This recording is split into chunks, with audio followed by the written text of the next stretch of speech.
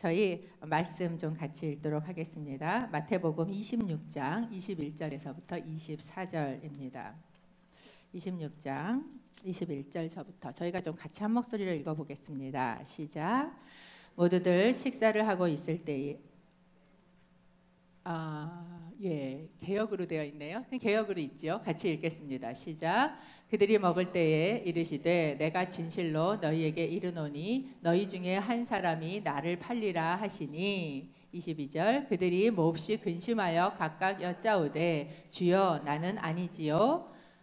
대답하여 이르시되 나와 함께 그릇에 손을 넣는 그가 나를 팔리라. 인자가 자기에 대하여 기록된 대로 가거니와 인자를 파는 그 사람에게는 화가 있으리로다. 그 사람은 차라리 태어나지 아니하였더라면 제게 좋을 뻔하였느니라. 아멘. 잠깐 기도하겠습니다. 하나님, 제자에 대한 12번의 이야기를 듣고 오늘 마지막에 이야기를 듣습니다. 하나님, 그 12명 가운데 세워놓으신 이 가룟 유다의 이야기를 통하여 제게는 무슨 이야기를 하시렵니까? 하나님, 내 귀와 마음을 여시고 하나님의 나를 향하신 음성을 듣게 하여 주옵소서. 예수님의 이름으로 기도합니다. 아멘. 저희가 이제 한 석 달에 거쳐서 이 12명의 제자에 대한 이야기를 했습니다. 12명의 제자는 또 12명의 사도이기도 했지요. 그래서 이제 제가 아까 찬양에 하나님 보내신 낯선 곳 광야라도 가서 눈 감고 뛰어가는 제자이며 사도이다. 근데 그 중에 한 명만 예외였습니다. 그게 바로 저희가 오늘 나누게 될 가룟 유다라는 사람입니다. 이 제자들의 명단이 나와 있는 곳들이 몇 군데 있는데 그곳에 보면 항상 가룟 유다 앞에 붙는 수식어가 있습니다. 그게 뭐예요? 예수를 배반한 가룟 유다라는 말이 예수 이름을 판 가룟 유다, 뭐 이런 그 사람의 말이 항상 붙어 있습니다. 아마 그 당시에는 제자들도 몰랐지요. 가룟 유다가 그렇게 할지를. 그런데 나중에 이제 이 사건이 모든 사건이 이루어지고 난 이후에 이 성경을 기록했기 때문에 성경 저자들이 이 가룟 유다 앞에다가 이 이름을 붙여놓고 있습니다. 저희가 제자들에 대해서 이야기하고 있는 주제가 예수님이 선택한 평범한 사람들이에요. 나머지 사람들도 다 평범했고 그러면 유다는 유별나서 그래서 이렇게 예수님을 배반했나? 사실은 그도 그냥 평범한 한 사람이었습니다. 이 유다라는 이름 자체가 어떤 이름이냐 하면 굉장히 흔한 이름입니다. 즉 저희가 알다시피 12명의 제자 안에도 벌써 유다가 2명이나 들어있고 뭐 우리가 아는 유다들이 여러 번 많이 있지 않습니까? 예수님의 동생도 유다였고 그래서 유다서가 있고 그러니까 이 굉장히 많은 유다가 있어요. 그러니까 그냥 흔한 이름이고 흔한 사람이라는 겁니다. 이렇게 이름이 흔해서 아니면 동명이인이 있을 때에는 그 사람의 특징을 잡아서 그 앞에다가 이제 구별하는 수식어를 넣는데요. 보통은 그 앞에 출신지를 많이 넣습니다. 그래서 예수님도 그냥 예수라고 안 부르고 뭐라고 불러요? 나사렛 예수다. 왜냐하면 그가 나사렛 출신이다라는 것을 이야기해주고 있는 것이지요. 이 가룟 유다도 그 이름은 유다인데 그리고 사실 이 이름은 굉장히 좋은 이름입니다. 무슨 뜻이에요? 지난번에 제가 유다 할 때 한번 얘기했는데 하나님을 찬양한다라는 뜻이지 않습니까? 그래서 굉장히 좋은 이름이지요. 그리고 그런데 그 앞에 이제 가룟 유다라는 가롯이라는 이름이 그의 출신지로 붙습니다. 이 출신지는 그래서 제가 이 페이퍼 드렸는데 거기에 이제 여러분이 이렇게 필드업 해놓으시고 나중에 12개를 모아놓으시면 12명의 제자에 대해서 이랬지라는 것을 여러분의 자료로 가지고 계실 수 있습니다. 출신지가 가롯인데요. 이 가롯이라는 데가 어디인가 하는 거예요. 저희가 한글로 보면 가롯이라고 돼 있고 혹시 영어 성경을 보시는 분들은 영어로 보면 그게 이시카리옷이라는 이름으로 되어 있습니다. 그 이시카리옷이라는 영어 또는 그게 헬라어기도 한데 그것은 두 글자가 합해진 단어입니다. 하나는 이시라는 단어와 또 하나는 캐리옷이라는 단어가 두 개가 합쳐졌어요. 이시라는 단어는 뭐냐 하면 그거는 그 사람이라는 뜻입니다. 그래서 사람이란 뜻의 캐리옷이라는 동네, 그러니까 즉 가롯이라는 이 이시캐리옷은 가롯인이라는 뜻이 되는 거죠. 그래서 가롯 출신이다라는 것입니다. 이 캐리엇이라는 곳이 어디일까라는 것에 대해서는 많은 사람들이 여호수아서 15장 25절에 보면 이제 이스라엘의 땅을 다 분배하는 이야기가 나오거든요. 정복 전쟁을 하고 그때 유다 지파에게 분배해준 기업들 중에 캐리옷 헤스론이라는 곳이 나와요. 그리옷, 한국말로는 그리옷 헤스론이라는 곳이 나오는데 그곳을 이야기하고 있지 않을까라고 생각합니다. 그러니까 어느 곳이에요? 유다 땅이에요. 사실 다른 제자들은 대부분이 다 어디 사람들이었습니까? 갈릴리 출신이었지요. 그 당시 갈릴리는 촌동네라고 말씀드렸어요. 북쪽의 저 촌동네. 그런데 그래도 유다가 출신지인 이 캐리옷이라는 곳은 어디냐면 유다 땅 한가운데 있는 그런 유다 남방에 있는 땅이었을 것으로 저희가 생각을 합니다. 그러니까 유다는 출신도 유다 지파 또 이름도 유다가 되는 것입니다. 어쩌면 유다가 이 12명의 제자 안에 들어왔을 때 다른 사람들은 다 갈릴리 출신이고 그리고 또 갈릴리 출신들이 약간 사투리 같이 방언도 조금 있거든요. 그러니까 그런데 비해서 자기는 유다에서 왔기 때문에 유다 땅 출신 갈릴리 출신이 아니라는 거에 대해서 자부심을 가졌을지도 모르겠습니다. 보면 사람들이 다 그냥 거기서 거기인데 도토리 키재기 하는데 별것도 아닌 것 같고 이상한 자부심을 가지는 분들이 계시더라고요. 제가 알던 어떤 분은 리라 국민학교를 나오셨어요. 그런데 그게 얼마나 자부심이 있으신지 사람들을 만날 때마다 자기가 리라 국민학교 나왔다는 이야기를 하시는 거예요. 아니 국민학교 어디 나온 거 뭐 그렇게 중요하겠어요.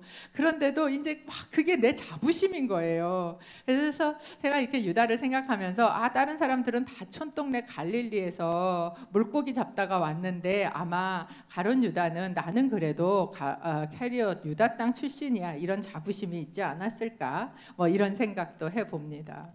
이 유다의 아버지의 이름이 한번 등장을 합니다. 그게 어디 등장하냐 하면 요한복음 6장 71절에 등장하는데 저희가 읽을 성경이 많아서 읽지는 않지만 아버지의 이름이 시몬이라고 등장을 합니다. 그러니까 시몬이란 이름 또한 어떤 이름입니까? 가장 흔한 이름입니다. 그러니까 아버지의 이름도 가장 흔하고 아버지의 이름, 아들의 이름도 가장 흔하고 이 이야기는 뭐냐? 그냥 흔한 평범한 그런 집안의 사람이 바로 이 가룟 유다였다라는 것을 저희에게 보여주고 있습니다. 이런 사람이 사실은 배신의 대명사같이 지금까지도 그렇게 불리는 악한 사람의 그런 대명사가 되었습니다. 12명의 예수님의 제자가 끼껏해야 12명인데 그 12명 중에 굳이 한 명이 꼭 이런 사람이 있었어야 했을까? 그런 생각이 들기도 하지 않습니까? 그런데 왜 그 중에 이 한 명 가룟 유다라는 사람은 이렇게 배신자요 악한 사람으로 이 12명 가운데 끼어 있고 성경은 저희에게 이 사람에 대해서 이렇게 많은 이야기를 하고 있는가 하는 거죠. 다른 제자들 별로 이렇게 뭐 다데오나 시몬이나 뭐 이런 사람들에 비하면요 비교도 할 수 없을 만큼 가룟 유다에 대한 이야기는 성경의 복음서에 특히 많이 등장하고 있습니다. 왜 이 사람에 대해서 이렇게 많이 기록하고 있는가? 가룟 유다는요 하나님께서 우리 앞에 세워주신 하나의 경고입니다. 12명을 불렀어요. 그리고 12명이 예수님을 따랐습니다. 그럼에도 불구하고 예수님을 떠난 그 12분의 1의 한 사람이 있는 것처럼 또한 그는 예수님과 함께 먹고 예수님과 함께 자고 예수님으로부터 실제로 말씀을 들었고 그리고 예수님의 기적도 보았습니다. 예수님이 어떤 분이신지를 누구보다 가장 잘 알고 증거할 수 있었던 이 가룟 유다가 그 예수님 옆에 있으면서 그의 마음이 점점 굳어지고 그리고 그의 마음이 믿음으로 가득 차게 돼서 한 인간이 저지를 수 있는 가장 악한 행동, 즉 한 줌의 돈 때문에 가장 의롭고 그리고 죄가 없고 그리고 완전하신 하나님의 아들을 죄인으로 팔아넘긴 그 행동을 한 그런 사람이 될 수 있었다라는 것, 즉 인간의 탐욕과 인간의 죄악이 어떤 것인가에 대한 하나의 경고의 샘플로 우리 가운데 12명 중에 한 명을 두셨다라는 거예요.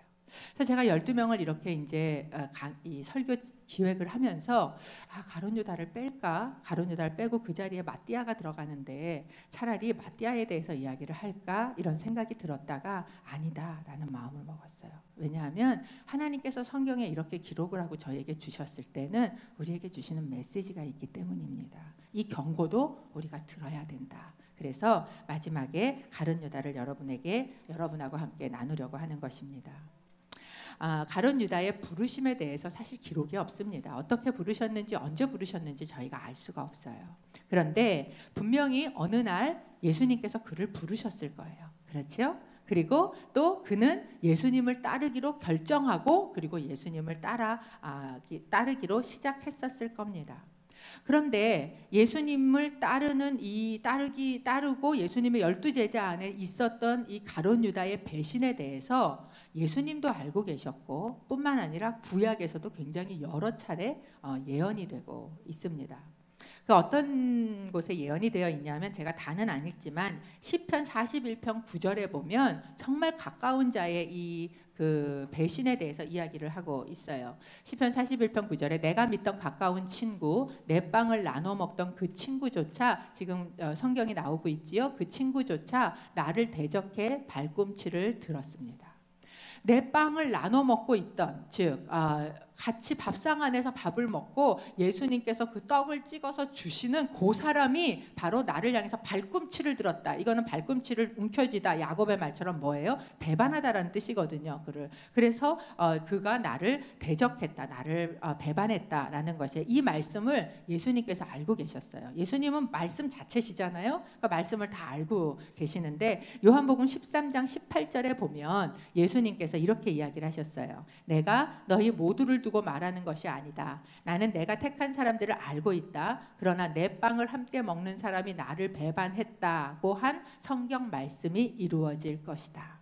예수님께서 다락방에 마지막 만찬을 하시던 날 밤에 이 세족식을 하시고 난 이후에 하신 말씀입니다. 너희 중에 다 깨끗하진 않아 라고 이야기를 하시면서 이 이야기를 하셨어요. 그러니까 이 예언이 이루어질 거라는 것, 그리고 누구를 통해서 이루어질 거라는 걸 예수님은 정확히 아셨고 어떤 방법으로 이루어질 것도 아셨습니다. 스가랴서 11장 13절에 보면 예수님이 팔리는 방법에 대해서 나와 있는데 이렇게 이야기를 해요. 여호와께서 내게 말씀하셨다. 은돈 30은 그들이 내 몸값으로 매긴 값이다. 그 돈을 토기장이에게 던져줘라. 나는 은돈 30을 여호와의 성전에서 토기장이에게 던져 주었습니다. 이 스가랴의 예언은 예수님께서 은돈 30에 팔릴 것을 예언하고 있고 그리고 그것 때문에 토기장이에게 던져진 나중에 그 돈이 결국은 그 피밭을 사게 되는 나그네를 위한 피밭을 사게 되는 것까지 얼마나 소상하게 예언이 되어 있는지 모릅니다. 유다의 배신이 예언이 되어 있었고 그리고 그의 배신이 예언의 성취라면 그리고 그가 예수님을 팔므로 인하여 예수님이 십자가에 달리셨고 그리고 그것으로 인해서 우리가 구원을 얻었다면 그렇다면 유다에게는 죄가 없는 거 아니야? 라는 생각이 드실 수도 있지요. 실제로 그렇게 말을 하는 사람들도 꽤 여러 명이 있었습니다. 이렇게 얘기하는 거예요. 아니 유다가 이렇게 예수님을 팔은 거는 이 예언을 성취하기 위한 거고 예수님의 구원 사역을 도와주기 위한 거였다는 거예요. 또한 어떤 사람은 이렇게까지 이야기를 합니다. 예수님께서 팔리셔야 되는데 12명 제자 중에 가장 신뢰하고 또 가장 친한 유다를 부르셔서 야 네가 나를 좀 팔아주면 안 되겠냐 뭐 이렇게 얘기를 해서 그래서 예수님을 팔아서 우리의 구원 역사를 도왔다라는 이런 이야기들을 막 하기도 합니다. 왜 이런 이야기를 합니까? 이거는요 이 가룟 유다의 죄가 있음에도 불구하고 죄가 없다고 말하고 싶은 거예요. 여러분 우리 안에 그런 게 있지 않습니까? 죄가 분명히 있음에도 불구하고 어떻게든 죄가 없다고 말하고 싶은 그런 인간의 마음이 여기에서 나타나고 있다는 것이죠. 우리 속에 죄를 합리화시키는 마음입니다. 그런데 여러분 보십시오. 만약에 유다가 한 행동이 예언을 성취한 것이고 우리의 구원을 이루는 데에 한 방편으로 사용되었다고 해서 그 사람의 행위가 선한 것으로 합리화될 수 있습니까? 그렇지 않아요. 예수님께서 이야기하셨어요. 인자는 인자의 길로 갈 거야.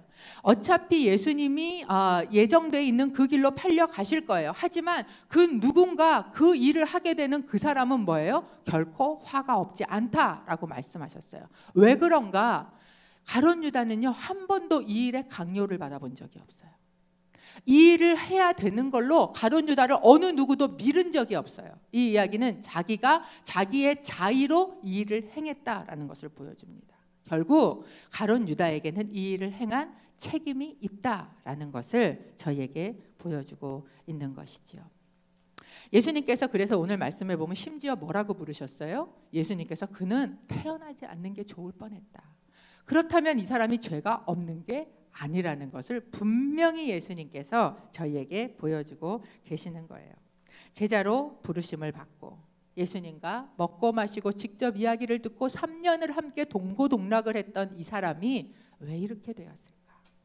또한 우리에게 경고로 이 사람을 주셨다면 어떻게 하면 이렇게 되지 않을 수 있는가? 이 가룟 유다를 통해서 제자가 다 제자가 되는 게 아니구나라는 걸 저희에게 보여주고 계시다면 그를 통해서 우리에게 주시는 경고, 즉 어떻게 하면 이렇게 안 될 것인가 하는 것을 저희에게 가르쳐주고 있다라는 것이죠. 첫 번째, 가룟 유다를 통해서 저희가 들어야 될 경고의 말씀은 무엇인가? 말씀을 받을 때 이 말씀으로 자기 자신을 점검해야 한다라는 겁니다. 유다는요, 예수님의 말씀을 수도 없이 들었어요. 우리는 그런 생각하지 않습니까? 우리 이게 기록된 말씀으로 읽는데 예수님이 딱 나타나서 나한테 직접 말씀해 주시면 얼마나 좋을 것 같으세요? 막 저절로 믿어질 것 같으시죠? 그런데 가룟 유다는요, 그 말씀을 수도 없이 들었다라는 거예요. 저희가 성경에서 보면 가룟 유다뿐만 아니라 이 예수님이 하셨던 수많은 말씀들이 무엇이에요? 탐심에 대해서 이야기하고 계시고, 돈을 사랑하지 말라고 이야기하고 계시고, 그리고 위선에 대해서 이야기하고 계시고, 수도 없는 메시지들을 가룟 유다는 들었어요. 여러분, 우리가 말씀을 듣고 말씀을 많이 안다고 해서 그것이 나를 변화시키지 않아요. 그 말씀을 어떻게 해야 합니까? 그 말씀으로 나를 점검할 수 있어야 돼요. 어떤 사람은 많은 말씀을 속에 쌓고 있습니다. 그런데 그걸 가지고 계속 적용은 어디다 해요? 남한테만 해요. 내가 아는 말씀 가지고, 그러니까 제가 예전에 그런 일을 했는데 계속 그 말씀 가지고 남편한테 이거 보라고, 성경 말씀 보라고, 네 부모를 떠나, 막 이렇게 떠나에다가 줄을 거서 이러면서, 안 떠났으니까 막 이러면서 이 말씀을 가지고 나한테 적용할 줄을 모르고, 그리고 계속 다른 사람한테 적용하고 다니는 일들이 있지 않습니까? 이 말씀을 이렇게 예수님께서 두리뭉실하게만 하시지 않았어요. 아주 콕 집어서 유다가 알 수 있게도 말씀하셨습니다. 요한복음 6장 70절에 보면 예수님께서 이렇게 말씀하셨어요. 함께 읽어볼까요? 시작. 그러자 예수께서 대답하셨습니다. 내가 너희 12를 택하지 않았느냐? 그러나 너희 중 하나는 마귀다. 예수님께서 이미 알고 계셨고 이 이야기를 제자들이 있는 데서 하셨어요. 그러면 이 말씀을 가지고 뭐를 했어야 됩니까? 나를 돌아보았어야 돼요. 똑같이 마귀다라는 얘기를 베드로도 들었어요. 사단아 내 뒤로 물러가라 이렇게 얘기하시지 않았습니까? 그 말씀을 들었을 때 그걸 가지고 나를 돌아볼 수 있었어야 돼요. 뿐만 아니라 마태복음 26장 21절에 예수님께서 이렇게 하고 계시죠. 함께 읽어보죠. 시작. 모두들 식사를 하고 있을 때에 예수께서 말씀하셨습니다. 내가 진실로 너희에게 말한다. 너희 중 하나가 나를 배반할 것이다. 분명히 유다 안에 이 생각이 있었단 말이죠. 예수님이 얘기하셨는데 다른 사람들은 다 몰랐을 거예요. 누가 그런지. 그런데도 이 사람들은 계속 뭐예요? 이게 혹시 난가? 주님 그게 접니까? 접니까? 하고 물어봐요. 그런데 누구는 알아요? 유다는 알아요. 그러면 주님 그게 저는 아니지요? 이렇게 물어보면 안 돼요. 주님 그게 접니다. 이렇게 말을 했었어요. 나를 말씀을 가지고 돌아볼 줄 모르고 말씀을 나에게 적용할 줄 몰랐다라는 거예요. 말씀을 들어도 말씀에 익숙해도 그 말씀을 자기에게 적용하지 않을 때, 그 말씀으로 나를 점검하고 살지 않을 때, 그때 우리는 사람들을 속일 뿐만 아니라 스스로도 속게 됩니다. 그래서 그걸 가지고 스스로 속고 살게 된다라는 거예요. 그래서 내가 말씀을 얼만큼 아느냐, 물론 그것도 중요합니다. 그렇지만 진짜 중요한 건요, 말씀이 나를 아는 게 중요해요. 그래서 말씀으로 나를 다 스캔해서 그래서 내 안에 뭐가 있는지를 드러내는 것, 내게 하시는 말씀, 그거를 들을 수 있는 게 진짜 참 제자가 되는 길이다라는 것입니다. 두 번째, 가룟 유다가 어떤 사람이었는가, 어떻게 해야 가룟 유다처럼 되지 않는가, 위선을 깨트리라라는 것입니다. 가룟 유다는요, 누구보다 열심히 일했던 사람입니다. 자기가 맡은 바 일을 굉장히 열심히 했어요. 요한복음 13장에 보면 예수님께서 이제 마지막 그 만찬을 하려고 6월절 만찬에 앉으셔서 빵을 뜯어가지고 이제 사람들이 누굽니까 그렇게 물어보니까 뭐라 그러셨어요? 이 빵 한 조각을 내가 찍어서 주는 그 사람이 바로 그다라고 이야기하셨어요. 그리고 그 빵을 찍어서 누구에게 주셨어요? 유다에게 주셨어요. 그쯤 되면 알아들어야 되는 거 아닙니까, 제자들이? 근데 그때도 제자들이 몰랐다라고 이야기를 합니다. 요한복음 13장 29절 저희가 좀 같이 읽어볼까요? 시작. 어떤 사람들은 유다가 돈을 관리하고 있었기 때문에 예수께서 그에게 명절에 필요한 것을 사오라거나 가난한 사람들에게 뭔가 나눠주라고 말씀하신 것으로 생각했습니다. 찍어서 빵을 주고 유다가 그것을 받아들고 밖으로 나갔는데 이 12 제자들은 유다가 그 사람이라는 생각 자체를 할 수 없었다는 거예요. 그 이야기는 무엇입니까? 누구보다 충성되고 누구보다 신실하고 누구보다 거룩해 보이는 사람이 누구였다는 거예요? 가룟 유다였다는 거예요. 이 그룹 안에도 그랬다라는 것을 보여주고 있어요. 이 가룟 유다가 맡고 있는 돈은 이 12명의 제자들과 예수님이 쓸 거를 사는 돈도 되지만 동시에 예수님이 무슨 사역도 했다는 걸 보여주냐 하면 구제 사역도 하셨다는 걸 보여줍니다.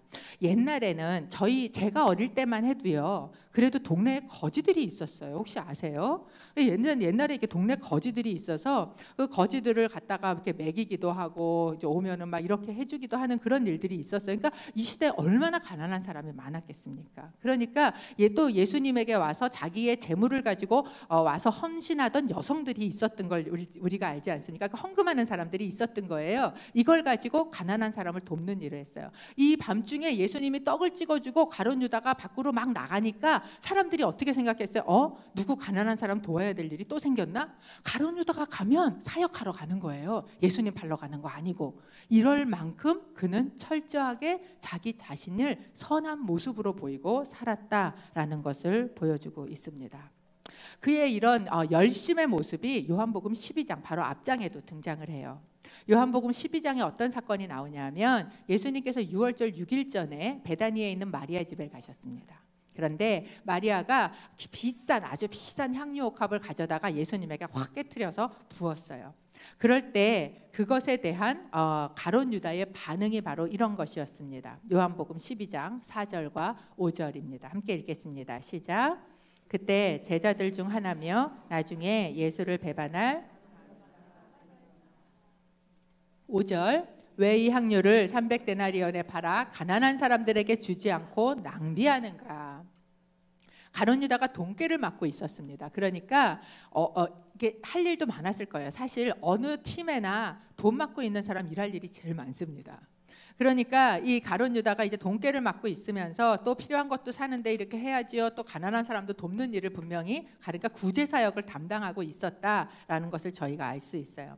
근데 예수님께 향유 옥합을 부은 그 순간에도 얼마나 자기의 사역에 투철한지 이 가룟 유다가 지금 이렇게 얘기를 하고 있는 거예요. 이걸 팔아서 가난한 사람들을 도와야지 되지 않습니까? 라고 이야기하고 있는 거지요. 왜 이것을 이렇게 낭비하느냐 하는 겁니다.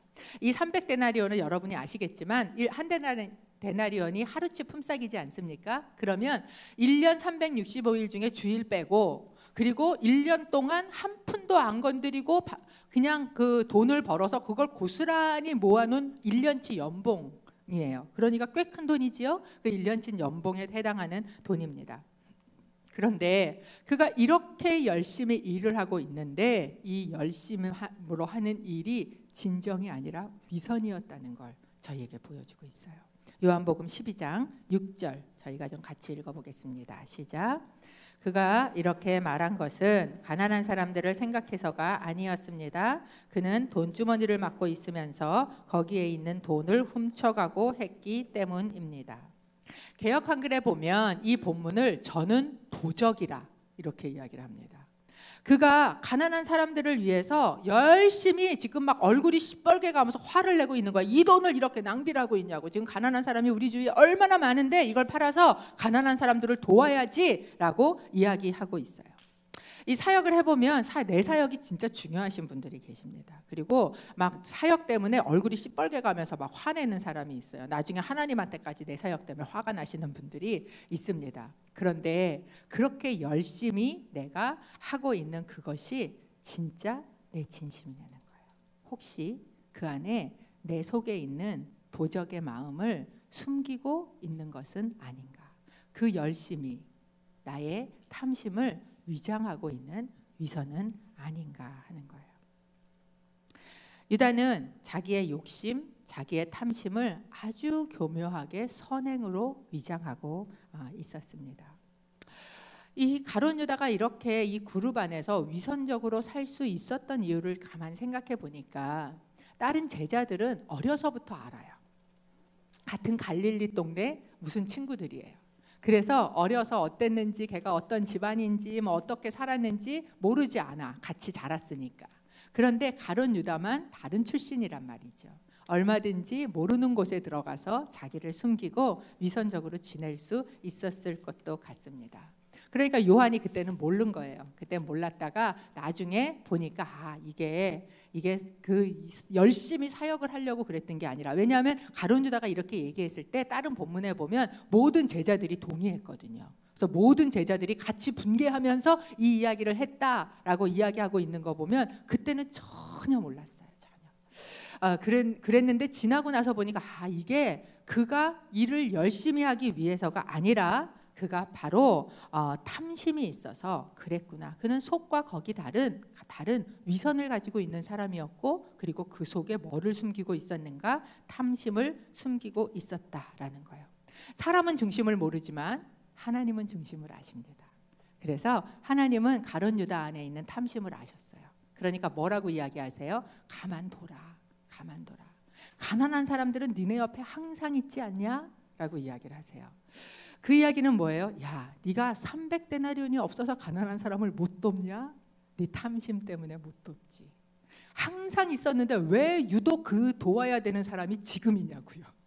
이거는 그 돈에 대한 욕심인 거지, 네가 진짜 가난한 사람을 위하는 게 아니다 라고 야단을 치시면서 가만히 둬라 라고 이야기를 하셨어요.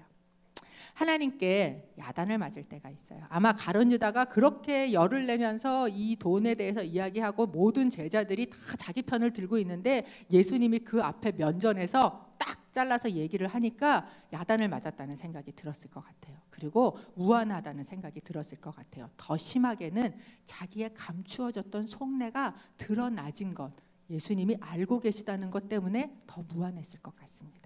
그러니까 이 가룟 유다가 이 사건 이후로 사실 예수님을 팔기로 굳게 마음을 먹고 있습니다. 여러분, 우리가 하나님한테 맞을 때가 있어요. 하나님께서 나의 속을 확 드러내실 때가 있어요. 그럴 때 그 말씀을 어떻게 해야 되는가? 그 말씀을 그냥 받아야 합니다. 그 말씀에 저항하지 않고, 왜 나를 이렇게 창피하게 만들어? 왜 나한테 이렇게 해? 내 속에 있는 욕심을, 탐심을, 그리고 하나님이 보시기에 기뻐하지 않는 것을 하나님이 콱 찔러서 이야기하실 때 어이쿠 그러고 도망가지 마세요. 그것을 그대로 내놓고 그 앞에 있어야 하는 거예요. 그런데 그렇게 하지 않았다는 거예요. 가룟 유다가 자기의 그 마음이, 탐심이 채워질 수 없다라는 것을 이 말을 통해서, 예수님의 말씀을 통해서 누구는 알았어요? 가룟 유다는 알았어요. 그러니까 뭐 합니까? 실망하게 됐어요. 실망하게 되면 무슨 마음이 일어나는가? 분노하게 됩니다. 내 욕심이 채워질 수 없네. 왜냐하면 예수님의 그 수많은 기적, 특별히 5,000명을 먹이신 그런 기적들을 보면서는 야, 뭔가 내 욕심이 채워질 수 있겠다라고 예수님을 다닌 거예요. 그런데 이 말씀으로 채워질 수 없다라는 것, 내 욕심을 채우려고 하지 않으신다라는 걸, 더 이상은 여기에서 내가 내 욕심을 채울 수 없다라는 것을 알게 된 순간 가룟 유다는 분노하기 시작을 했고, 그것이 어디로 옮겨갔는가? 배신으로 옮겨갔다라는 거예요. 아마 가룟 유다는 이렇게 생각했을 것 같아요. 내가 3년을 쫓아다녔는데 그래도 아무리 못해도 품삯은 내가 받아갖고 가야지, 이런 마음이 들었을 수 있을 것 같아요. 그러니까 그 다음에 나가서 어떻게 했는가? 마태복음 26장 14절 에서 15절 저희가 좀 함께 읽어보겠습니다. 시작.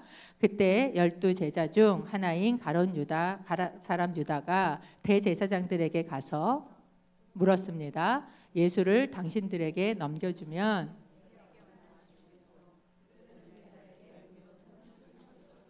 예, 감사합니다. 은돈 30을 쳐주었다. 앞에도 얘기했지만 이 은돈 30은요. 출애굽기 21장 32절에 보면 노예를 파는 값입니다. 그러니까 큰 돈이 아니에요. 동전 한 줌 정도 되는 겁니다. 그런데 뭐예요? 내가 그냥은 억울해서 못 그만두지. 그러니까 그거라도 챙겨서 나가야 되겠다라는 생각이 가룟 유다 안에 있었다라는 거예요. 가룟 유다에 대해서 여러 가지 이야기들이 있습니다. 아마 이 가롯이라는 말이 제가 지난번에도 말했지만 이게 열심당원인 시카리온에서 나온 말일 수도 있다라는 해석이 있다 그랬죠. 그렇기 때문에 이가 단순히 돈을 위해서뿐만 아니라 뭐 자기의 그 정치적인 그 열심당원으로서 혁명으로 이것을 이루고 싶었는데 예수님이 십자가에 죽는다 그러니까 이건 내 방법이 아니야 그러고 그것 때문에 뭐 예수님을 팔았다 이렇게 해석을 하기도 합니다. 저희가 그것까지는 알 수 없어요. 분명히 성경에서 이야기하고 있는 것은 무엇입니까? 그는 탐심 때문에 예수님을 팔았다는 거예요. 마태복음 26장 15절에 예수님을 팔러 가서 가룟 유다가 하는 말이 무엇이에요? 내가 예수를 팔면 예수를 넘겨주면 그러면 당신들이 뭐 우리에게 어떤 뭐 우리 그 이스라엘이 독립하는데 어떤 일을 해주겠어 이렇게 얘기하지 않았어요. 그가 요구한 건 딱 한 개예요. 뭐예요? 얼마를 주겠소? 얼마를 주겠소? 그러니까 그 안에 있었던 예수님을 판 직접적인 동기는 뭐라는 걸 보여줍니까? 돈이었다는 걸 보여주는 거예요. 탐심이었다라는 걸 저희에게 보여주고 있는 것입니다. 근데 사실 보면 여러분 이 제자들이 처음부터 예수님이 그렇게 하실 걸 알지 않았어요. 제자들도 예수님을 따라다닌 것에 대한 보상을 기대했습니다. 그래서 예수님에게 예수님 우리 다 팔고 가족도 다 버리고 주님 쫓았는데 우리한테 보상이 있지요? 이런 기대가 이 제자들에게 없었어요? 아니에요. 다른 제자들도 다 있었어요. 그런데 예수님이 말씀하시면서 어떻게 얘기하세요? 예수님이 주실 보상이 이 땅의 것이 아니라고 자꾸 얘기를 하시는 거예요. 이것은 앞으로 올 세상 하나님의 나라 안에서 주실 거라는 걸 이야기하시는 거예요. 그 말씀을 들으면서 거기에 나를 비춰서 자꾸 뭐 한 거예요? 자기 자신을 바꿔 나간 거예요. 제자들이. 그런 거에 비해서 이 가룟 유다는 그것을 하지 않았다라는 것을 그리고 그것을 뭐 했어요? 숨겼어요. 속에다가. 꼭 위선으로 숨기고 그 안에 있었다라는 것을 보여주고 있습니다. 여러분 예수님을 따른다는 것 제자지 않습니까? 예수님을 따른다는 건요 값을 안 치르는 게 아니에요. 예수님은 한 번도 우리를 막 꼬셔갖고 내가 너 부자 만들어줄게 이러고 우리를 제자로 따르라고 말씀하신 적이 없어요. 오히려 예수님은 저희에게 얘기하실 때 뭐라고 그러셨어요? 너 가진 거 다 팔고 나를 쫓아라 이렇게 이야기하셨어요. 우리가 예수님을 따라간다는 건 우리의 탐심을 채우는 작업이 아니라는 거예요. 우리가 예수님의 제자가 되는 건 값을 치르는 일이에요. 어떤 값을 심지어 치러야 되는가? 누가복음 14장 26절에 보면 나를 따르려거든 자기 부모와 아내와 자식과 형제와 심지어 자기의 목숨까지도 미워하지 않으면 나를 따를 수 없다라고 이야기하셨어요.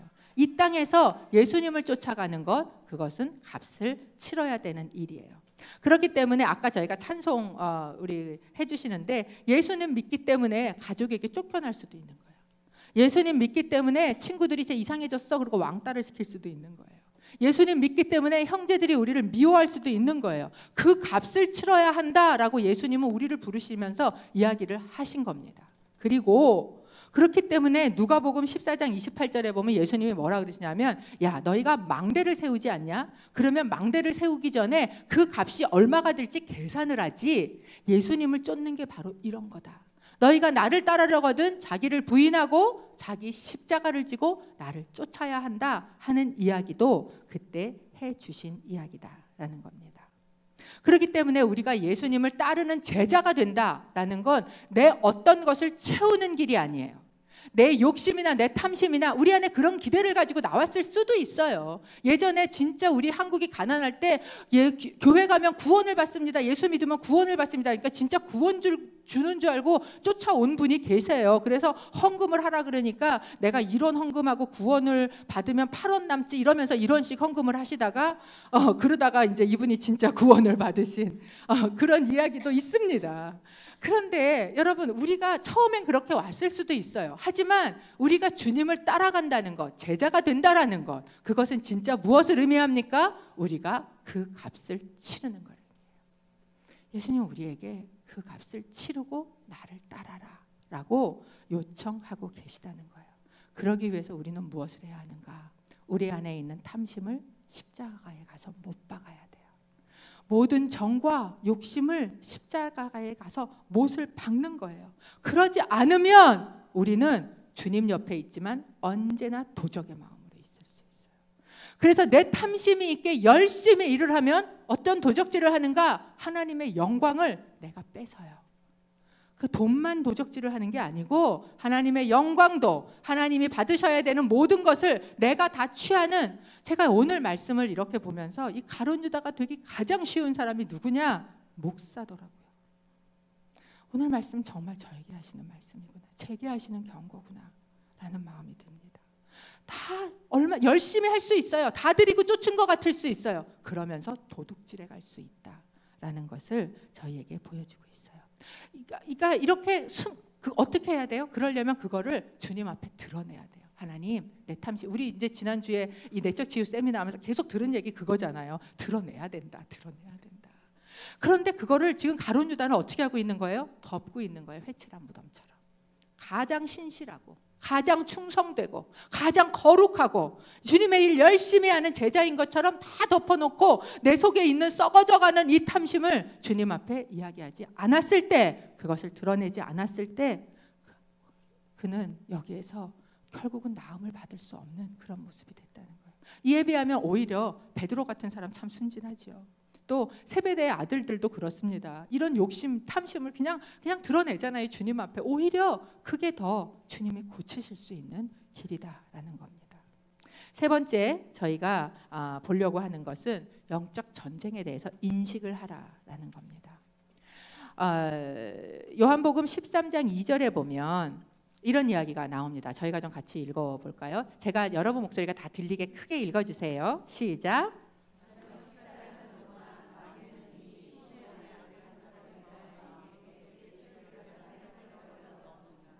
가룟 유다 안에 사단이 지금 어떤 일을 하고 있습니까? 자기의 생각을 넣었다라고 이야기를 합니다. 누가복음 22장 3절에 보면 이 동일한 사건을 뭐라고 얘기하냐면 사단이 가룟 유다 안에 들어갔다라고 이야기해요.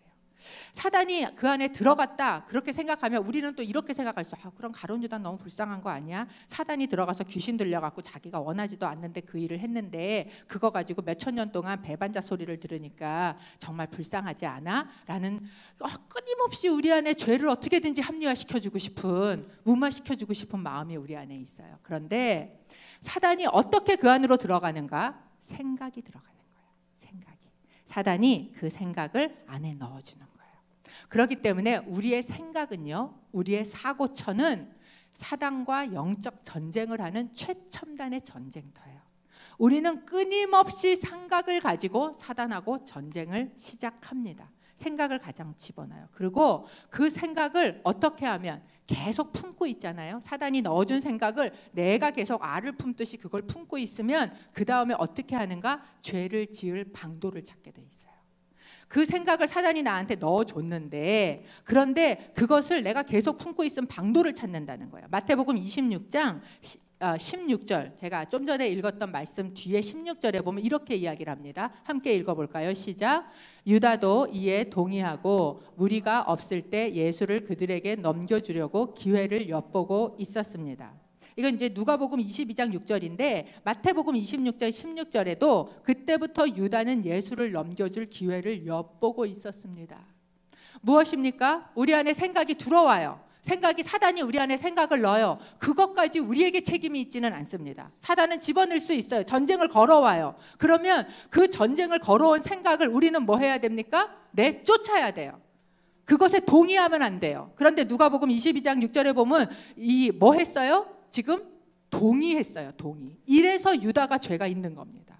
유다는 자기가 그 생각을 동의했어요. 사단이 넣어주는 생각을 웰컴했어요. 그리고 그걸 내 속에 품고서 그 다음부터 뭐 해요? 기회를 찾아요. 그리고서 계속 그 자기가 사단이 넣어준 생각을 내 삶에 실행할 방법들을 계속 모색하게 된다는 거예요. 이게 바로 사단이 우리 안에 역사하는 그리고 영적 전쟁의 모습입니다. 그렇기 때문에 여러분, 우리 안에 그런 생각이 들어올 때 생각일 때 처리하세요. 우리 안에 생각으로 들어올 때 그때 싸워서 처리해야 한다는 겁니다. 제가 이제 지난번에 우리 교역자들, 목회자들 무슨 공부를 하나 하면서 이제 곽성환 목사님이 뭘 배우신 걸 오셔서 해주셨어요. 그게 뭐냐면 목회자들의 성적 타락의 문제에 대해서, 한국에서도 굉장히 그런 문제가 많이 있지 않습니까? 그거에 대해서 이렇게 이제 해주시는데, 그 중에 제가 하나 딱 이렇게 보였던 게 뭐냐면 그 여러 가지 심틈이 있다는 거예요. 내가 이제 우리의 삶에서도 혹시 그런 죄 가운데 들어가게 될 그런 심틈이 나타나는데, 그 전조 증사 중에 하나가 뭐냐 하면 자꾸 성적인 환상 속에 내가 들어간다는 거예요. 자꾸 그런 성적인 생각이 내 안에 들어온다는 거예요.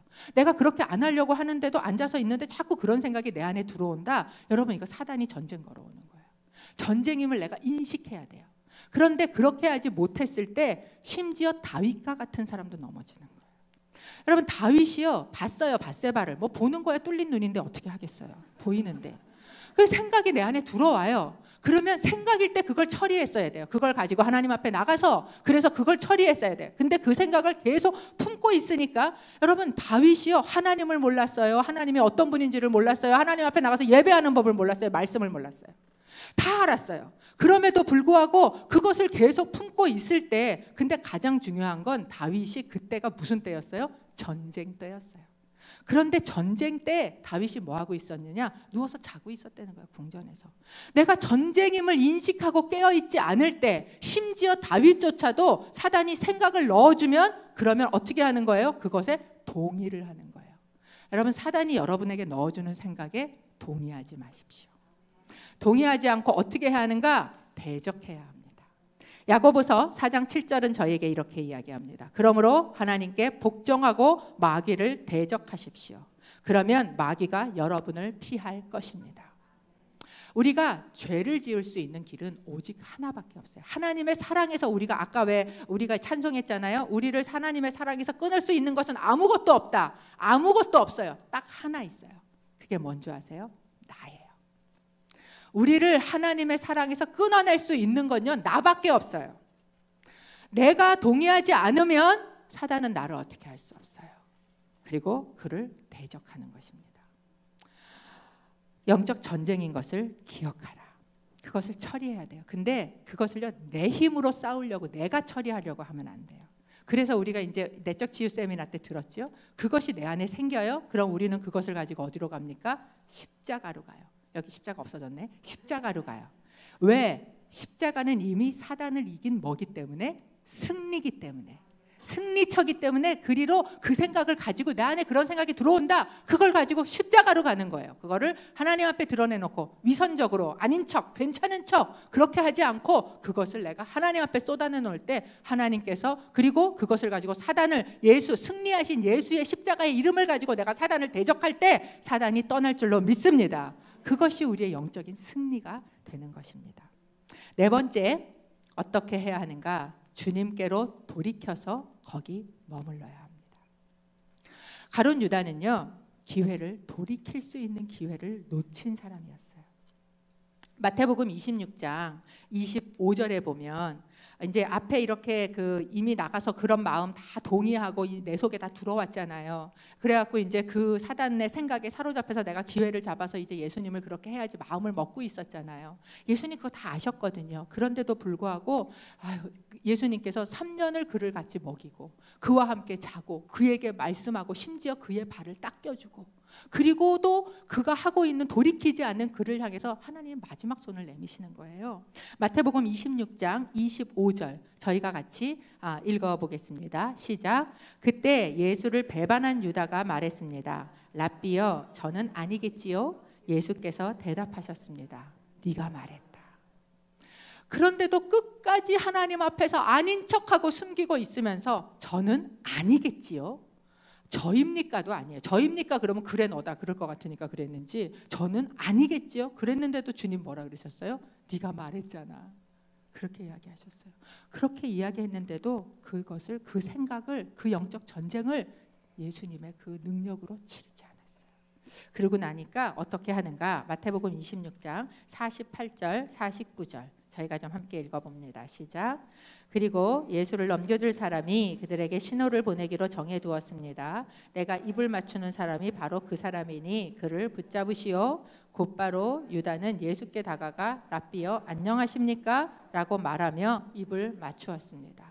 항상 예수님은 많은 무리들 가운데 이렇게 휩싸여 계셨어요. 그러니까 뭐 이렇게 사진을 이제 찍어서 돌리면 되는데 그땐 그런 것도 없으니까 누군가 옆에 있는 사람이 정확하게 요 사람이다라고 찍어줘야 되는 거예요. 그래서 가룟 유다가 찾아왔을 때 이 사람들이 굉장히 기뻐한 것입니다. 정확하게 예수님을 체포할 수 있기 때문에. 그래서 이제 그 예수님을 체포하는 사람들이 좀 없는 이제 기회를 찾는데 어떤 기회를 찾았냐 하면 좀 사람이 없을 때 예수님을 해야지 무리가 없을 때 예수님을 찾으려고 했다고 성경에 나와요. 그래서 그때가 언젠가 예수님 기도하던 그곳. 기도하던 그곳에 예수님은 기도했는데 왜 그곳이 예수님 잡힐 곳이라고 유다한테는 생각이 들었는지. 그래서 이제 그곳에 가서 예수님에게 가는데 유다가 끝까지 어떻게 합니까? 랍비여 안녕하십니까? 그러면서 뭐 해요? 입을 맞춰요. 징그럽지 않습니까? 제가 예수님이었으면 정말 징그러웠을 것 같아요. 얼마나 위선이 끝까지. 지금 예수님을 팔러 한 대대를 끌고 칼과 몽둥이를 들고 예수님을 잡으러 와서도 그 앞에서 마치 나는 예수님의 제자야 이렇듯이 랍비요. 그리고 입을 맞추고 있다라는 거예요. 이런 끝까지 이 위선의 모습이 왜 이렇게 됐을까 하는 생각을 제가 하면서 요한복음의 13장 30절에 이 말씀을 보았습니다. 요한복음 13장 30절에 보니까 유다는 빵 조각을 받은 후 밖으로 나가버렸습니다. 그때는 밤이었습니다. 주님께서 지적을 하셨어요. 빵 조각을 주셨어요. 바로 너다 그러셨어요. 그러면 주님 저입니다 했었어요. 제가 어떻게 할 수가 없어요. 이 생각이 나를 사로잡고 있어. 내가 예수님을 팔아고 내 욕심이 나를 끌고 갑니다. 얘기를 했어야 돼요. 그런데 어떻게 합니까? 그 말씀을 적용하지 않을 뿐만 아니라 그 자리에서 일어나서 캄캄한 밤 속으로, 캄캄한 어둠 속으로 나가버렸다는 거예요.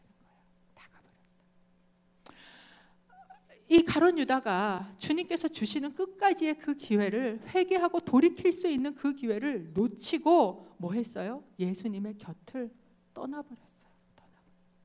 여러분, 우리가 온전하지 않아도 괜찮아요. 제자들도 다 온전하지 않은 거 저희가 봤잖아요. 그런데 예수님이 얘기하셨어요. 야, 사람들이 다 이 말씀이 어렵도다. 다 떠나가는데 너희도 갈래? 그러고 물으셨어요. 다 떠나가니까.